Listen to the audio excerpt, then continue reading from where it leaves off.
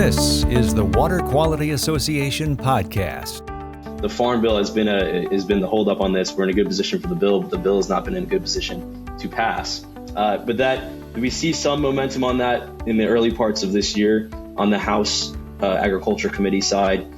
Chairman Thompson from Pennsylvania is at least stating publicly that he really wants to hold a markup and introduce a farm bill at the end of February.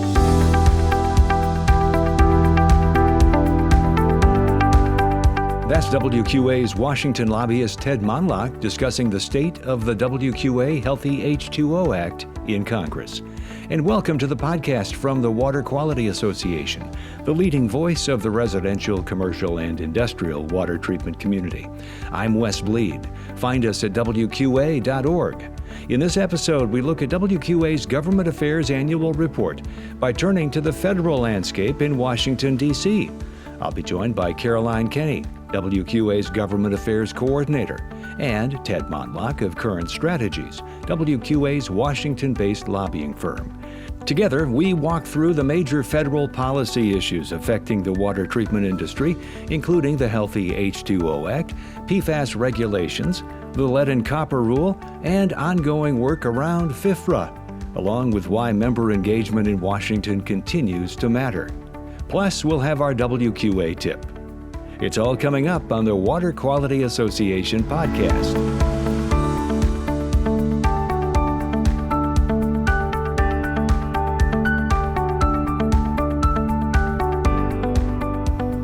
We're focusing on WQA Government Affairs and its annual report in this podcast. And we welcome to the show Caroline Kenney, WQA's Government Affairs Coordinator based in Washington, D.C. As well, we're joined by Ted Mondloch with Current Strategies, WQA's Government Affairs lobbying firm in Washington. So welcome to you both. We thank you for joining us and helping us understand more about government affairs for the Water Quality Association. Yeah, it's great to be here. Thanks, Wes. Great to be here. Yeah. So let's go to the slides, guys, and take a look at the value WQA Government Affairs has been providing WQA members. It amazes me, frankly. Everything WQA Government Affairs is involved in. And Caroline, maybe you could just highlight some of these for us, and then Ted, you could jump in as well. Yeah, of course. Just to start, having a government affairs team is really critical. Whether it comes to the regulatory rulemaking process or legislative actions, our members need to know where they can benefit from government action, as well as need to know when there are threats to industry. So we want to be aware of potential threats. We want to be aware of opportunities to make sure that our members' businesses can thrive and succeed. And that's just part of our job. So, but overall, understanding trends, that's a big part of what I do.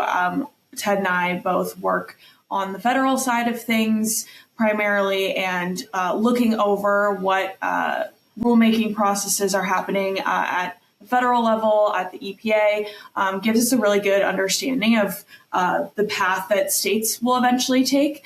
And it gives us really good guidance in terms of what do our members need to know that's coming down the pipeline. That's something that we've been really focused on this year. Ted, let me bounce it over to you for a second. How do you keep track of all of this? I'm always curious. Well, it's an undertaking, and I think that question gets to a key point of why government affairs is so valuable, because we all have a limited sets of one pair each of eyes and ears, right? So that's why it's so important for us to have a dedicated team, both with WQA and then also our Current Strategies group serving as an extension and an add-on to that team. We live and breathe this stuff, so it's a lot of focusing on how do we set up the tools so that we know what bills are coming out at the federal level, and on the state level, the WQA team has a very complex set of tools to review bills, understand what's important, synthesize quickly, and essentially cut through the noise. So we start our days and our weeks by looking at what are the congressional hearings around the corner, where are movements on big pieces of legislation. What are the chairs and ranking members and congressional leadership members saying about anything that could impact our issues? So it takes a lot of planning, but that's the point of it all, is so that, we can be an add-on for all of the members of WQA, that they don't need to spend all of their time adding eyes and ears to their bandwidth, because they have us doing that on their behalf. I think that's something we're really proud of, and something that we view as a core component of what we do. Yeah, and to add on to what Ted said, one of the biggest tools that we use at WQA is Policy Note, and that is a tool that basically filters in pieces of legislation that are relevant to the industry. And so part of my job is to go through every bill and regulation that pops up with certain keywords. So whether it be PFAS or lead service line replacement, MCL, things like that, I take it, read over it, determine whether or not it's relevant to our members. And then that goes out to our members through our monthly newsletter. So every month, our members can get an update on the pieces of legislation we're tracking at the state and federal level, as well as state and federal regulatory updates. All right, let's rewind the tape a little bit, go back to the 2025 Water Resources Congressional Summit. And there were educational sessions, there were speakers. This was an opportunity for members to get involved, as we have been presenting information like this and opportunities like this over the last several years. How did this one go, and why was it a success? Ted, let's start with you. Yeah, I can jump into that. I think, I've always found that the WQA Congressional Summit and fly-in meetings are a huge success, and I think it's a critical aspect of what the association and its members can collectively achieve. There's nothing like coming to DC with dozens of WQA members. I think for our congressional meetings this past year, we had 14 teams of you all going around Capitol Hill and meeting with lawmakers and their staff. And that critical sort of direct constituent touch is something that's invaluable, because when Caroline and I and the rest of the team, Richard and others, go into these congressional offices, we're doing really great work and making good relationships with these members. But there is a component of it that only you all can achieve, and that's bringing them that constituent local voice and telling them how things truly impact their communities that they represent and that they've been sent to Washington to advocate on behalf of. So that's always a win, in my opinion. I think this past year's summit was particularly, strong. We had, we knocked the little things out of the park. Like, there was a really great venue. I think folks were comfortable throughout the day. We were able to bring in really good speakers as well. And one of my favorites is the Congressional Staff Panel, which this past year I moderated, and really tried to use that as an opportunity to break down, what are the key legislative developments that have happened in the past couple months, and what's going on in the future here. What is our look ahead? But beyond that, and how those dynamics impact, how Water Quality Association members will operate in their day-to-day or their week-to-week and month-to-month, we also really wanted to get clear on what is the day-to-day of a congressional staff member, right? What makes them tick? How can you give them, knowing that information, how can you give them what they need to be a champion for you, your company, and the sector as a whole? I think that's a really core component of this. We heard from a former EPA leader and my current colleague, Wendy Wilkes, as well, on what goes on at the agency and what is the ins and outs of the decisions that we see the final 1% of, and what comes out in a rulemaking, guidance, press release, all of those things. We want to know what's going on between the lines, and we got a good sense of that. And there were many other good speaking presentations, as well as really a key part of it too is the opportunity for members to network with each other and understand what are the challenges for your company or your geographies around the country, and how does that compare with what others are working on, and where are there opportunities for collaboration, or also just to get to know each other better. I think that's a key part of it. It's simple, but it's important.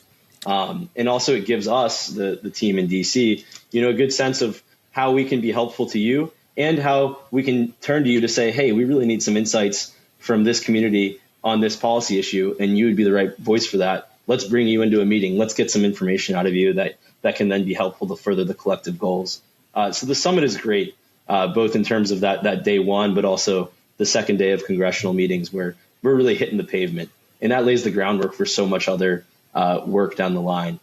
Most good policy ideas that you can think of that have come to fruition across any set of issues, they started with a basic lobby meeting or educational meeting with constituents to their members of Congress, and it spiraled from there. We get great ideas out of collaboration and sharing your expertise with the lawmakers that don't have time to develop that on their own. They need your input. So I'm a huge fan of the fly-in and the summit, and I look forward to another one coming up in a few months. So let's get on to some of the issues. And the Healthy H2O Act, who wants to take that one? I can start. So the Healthy H2O Act was reintroduced in July 2025 by Representatives Rouser and Pingree and Senators Collins and Baldwin. This is really important to point out because not only is it bicameral, so it's both in the House and the Senate, but it's also bipartisan, which is a critical element in trying to get legislation passed and signed into law. It would establish a grant program to assist rural communities with the purchase, installation, and maintenance of point of use and point of entry treatment products. So a home run for our industry, absolutely, and it would benefit so many rural communities. It has good standing in the House and the Senate. We've had a lot of good signals on its at least partial inclusion in the Farm Bill. And we're continuing to have meetings on the Hill to find different avenues to get this legislation passed. I think it's important to note that things can move pretty slowly. This is the third introduction, I believe, of the Healthy H2O Act. But again, we've had very positive signals from everyone involved. And so just want to make that clear that we are still passionate about getting the Healthy H2O Act signed into law. Yeah, that's important to mention, Caroline, that legislation doesn't just happen overnight in Washington. And maybe you know that, those of you who are listening or watching. It does take some time. It could take years in some cases, right, Ted? That's correct. Yeah, several Congresses. Several of those two-year Congress periods is very common for any new legislation to move across the finish line. And I'd say, the delay in us waiting for this farm bill to move has obviously been a frustration, but it's one out of our control. But there are some positive sides to it, because the more that we're in there talking about Healthy H2O Act, the more this idea gets to that stage of, folks know about this bill now. They understand not just the bill itself and are familiar with it and have heard from us or, their local, local companies that are their constituents during the fly-in or other points, but they know about the principles as well of what the bill seeks to do. And that's key. So we have lots of conversations where we talk about Healthy H2O as the gold standard for where WQA wants to go with policy and making sure that folks have access to the filtration solution or any water quality solution that best fits their needs. So we're able to use that to really have great conversations. And I'd say as well, the Farm Bill has been the holdup on this. We're in a good position for the bill, but the bill has not been in a good position to pass. But that we see some momentum on that in the early parts of this year on the House Agriculture Committee side. Chairman Thompson from Pennsylvania is at least stating publicly that he really wants to hold a markup and introduce a farm bill at the end of February. So that remains to be seen whether it comes to fruition. But those discussions starting is a positive for us as we wait for that bill to move. And also, while that happens, we're having a lot of other conversations about these principles, like I mentioned. So that means we're getting creative with other ways that we could go after this idea in practice. So that could be an appropriations or funding push of some sort that can make a pilot approach for this kind of activity. We could be looking at other mechanisms to pass the bill itself outside of the Farm Bill. We're keeping our eyes and ears to the ground on how we can advance this mission and not rest on our laurels here while we wait for the one track to go. We're hitting all of the tracks simultaneously. Very good. Great to see progress on that front. All right, Ted, do you want to take this one, FIFRA? FIFRA is something I know also many members have heard about over the years, and I'm not sure a whole lot's changed, but why don't you give us the latest? Yeah, that's about right, Wes. And for those who are not aware of what FIFRA really is, it's the Federal Insecticide, Fungicide, and Rodenticide Act, a mouthful. essentially that means, it's the primary U.S. law governing pesticides enforced by the EPA. It requires pesticides to be registered to ensure they're not causing quote unquote unreasonable adverse effects on human health or the environment.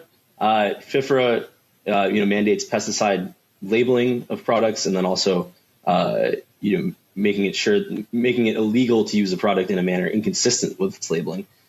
So water filtration and treatment products have been regulated under FIFRA if they inhibit, bacteria, viruses, or other microorganisms. And we find that compliance, and many of the members have shared, information in their own stories on this. We find compliance with FIFRA to be burdensome and, in a lot of ways unnecessary now that industry standards have caught up and really proven to meet and exceed, any of those health protections or that FIFRA serves to provide.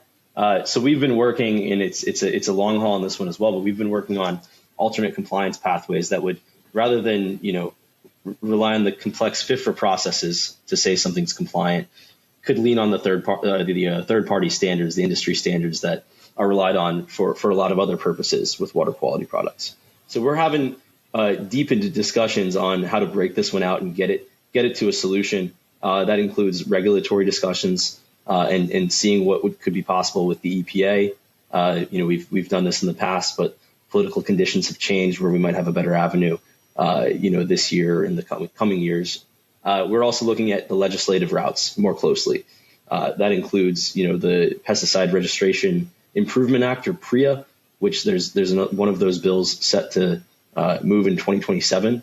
We're looking at that and other opportunities to raise this issue on the Hill and get folks to understand sort of the unnecessary nature of this regulation on the industry, and show them that we have durable third-party standards that are there to still protect folks' public health, of course, but also to make sure that this is a streamlined solution that can benefit the industry and make sure we're not seeing things like products, stopped at ports of entry, or these, increasing costs of registrations and all the burden that it can be on companies that just want to comply and just want to get these solutions into the hands of the folks that need them. All right. Good to know. And we will be following that story as time goes on. So look for updates in the weekly newsletter and elsewhere. All right. Lead and copper rule. Caroline, you want to take that one? Yeah, I can start. So basically, the Trump-Zeldin EPA is still committed to defending the LCRI. However, changes are still possible. We are still awaiting new guidance documents, including on point of use and point of entry, which I think is the most critical element to this. I think having proper technical assistance from the agency is really critical in making sure that our members are able to effectively promote their businesses and the tools that they provide to communities. There was $3 billion in EPA fiscal year 25 service line replacement funding that was released in November 2025. They did adjust their state allotment formula. So those things are a little bit I don't want to say murky, but you definitely have to go a little bit more into the weeds on what the allotments look like. But again, it's always great to see more funding released to communities who need it. And they are projecting that 4 million lead service lines remain. Yeah, and I'll just add into there's a component of this where there was uncertainty on whether this rule would be defended by the EPA, and that's in relation to ongoing court cases, a litigation where the EPA has been sued over the final 2024 rule that made LCRI or that finalized LCRI. So that court case is ongoing. It likely will be throughout the year here. We see that on February 20th is sort of the next touch point in which EPA will provide, a brief to the court on its defense of the rule. And then we see, oral arguments scheduled sometime later in the spring or early summer. So that's sort of happening in the background while the EPA is starting to implement the rule and ensure that, by November 2027 is when, the next round of compliance activities need to be taken on by utilities around the country. So it's moving forward. The court case is a sideshow or sidecar to that, and when we're seeing that LCRI is likely to move forward in the way that it was written in the rule, and that leans on filtration more. It leans on filtration during replacements. It expedites replacements, and it mandates new testing standards. So it's a public health win and a win that the industry can support an implementation, especially once we see that guidance from EPA. All right, PFAS, PFAS, some say PFAS. What's the latest on that? Ted, I'll stay with you on that. Yeah, so similar to and I'll kick to Caroline for a little bit of this, but similar to the LCRI, this PFAS NPDWR, National Primary Drinking Water Regulation establishment, was something that was finalized also in the final year of the Biden administration, and one that going into 2025 was a question mark on how the Trump-Zeldin EPA would handle that regulation. So where we landed is that the regulations for PFAS contaminants under the initial rule were rescinded and will be reconsidered, and we're likely to see a future rulemaking on those. But the primary, PFOA and PFOS, some of the more prevalent PFAS contaminants that we see, that establishment of a drinking water regulation at 4 parts per trillion is going to stay in effect. There's going to be some changes around the edges in terms of extending the compliance deadline until 2031, and those changes and some other things along the lines of how they will be implementing the rule. Those changes will be formalized in an updated rulemaking. We expected maybe sometime this spring. It could be a little bit later on. The EPA has not been able to provide sort of an updated schedule for when we can see that, but it's something we're looking out for, and we're ready to, as we've done when these initial rules came out a couple of years ago, we're ready to have WQA, provide substantive, detailed comments and feedback to the EPA on, how this rule was, the changes to the rule were finalized, what impacts that will have on members, and more. And we've also, engaged directly with the EPA to give them updates, right, on where the industry is going in terms of setting standards and, product development and all of that at a very high level. And I know WQA is also hosting a webinar on this that I'll let Caroline talk a little bit more about. So WQA, we're hosting a webinar on February 19th at 11 Central Time, discussing updated PFAS product standards. There's going to be a lot of great technical information on specifically product certification. We're engaged in a working group on these standards, and we as Government Affairs will talk a little bit about, again, we'll revisit these talking points on PFAS, but this will also be a really good technical lesson and update for people, so definitely don't miss that. And then another note on PFAS, obviously with the rescission and reconsideration of these other set of PFAS, I think it's really critical to remember when it comes to some of these regulatory changes. We always want to be staying on top of litigation, because a lot of times there will be standards and things like that can pop up or change based on court cases or lawsuits. So staying on top of that is really critical when it comes to standards like this. And we're also going to be looking a little bit at CERCLA, which is also known as Superfund. Sometimes just making sure we're staying on top of these contaminants, making sure that our members are aware of changes in rulemaking and regulations. Very good. Well, both of you, again, Caroline Kenney and Ted Mondloch, I want to thank you both for joining us, talking about the federal aspect of the Government Affairs Report. But again, my thanks to you. Thanks for clarifying a few things. Thanks for giving us a heads up on what's coming. For those of you listening or watching after February 19th, look for more information about what the webinar covered on the website, WQA.org. So again, Caroline and Ted, thanks so much. Of course. Thanks for having us. Thanks.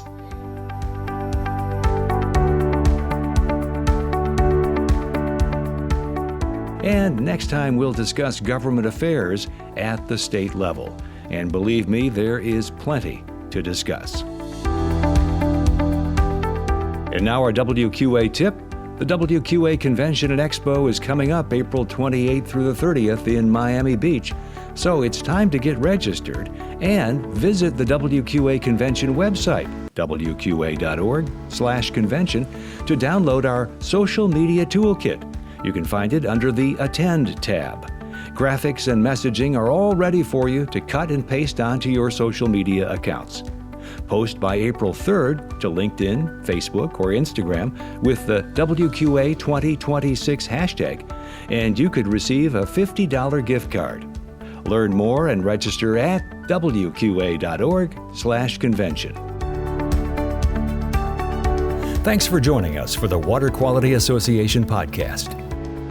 Learn more about water and water filtration at our consumer website, betterwatertoday.org. And learn more about professional certification, the Gold Seal Product Certification Program, and how you can become a member at WQA.org.